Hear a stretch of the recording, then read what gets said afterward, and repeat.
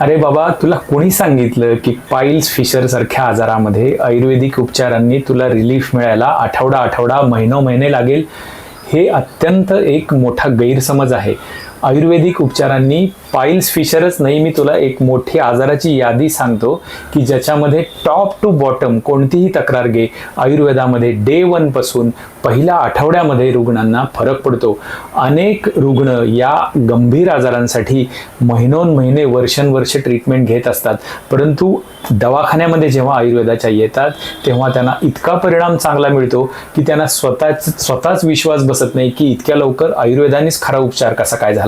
मग ती तक्रार मायग्रेनची असू दे, PCOD मध्ये भरलेला पिंपल्सचा चेहरा असू दे, तोंड आलेला असू दे, लायकेन प्लॅनस असू दे, ॲसिडिटी असू दे, पाईल्स फिशर असू दे, किंवा अगदी गंभीर आजार की ज्याच्यासाठी आपल्या दवाखान्यामध्ये सगळ्या अख्ख्या देशभरातून पेशंट येतात, ते म्हणजे सोरायसिस असेल, आर्टिकॅरी असेल, या रुग्णांच्या बाबतीमध्ये ते वर्षानुवर्ष सगळे उपचार घेऊन थकलेले असतात. परंतु आयुर्वेदिक उपचारांनी आणि जेव्हा त्याला आपण रक्तमोक्षण, जलोकावचरण, शिरोधारा यासारख्या उपचारांची जोड देतो तेव्हा पाहता चुटकीसरशी हे आजार डे 1 पासून पहिल्या आठवड्यामध्ये सुंदर प्रतिसाद द्यायला लागतात.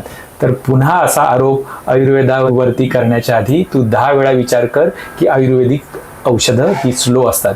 तर हे एक मोठं गैरसमज आहे, ही गोष्ट तू लक्षात घे.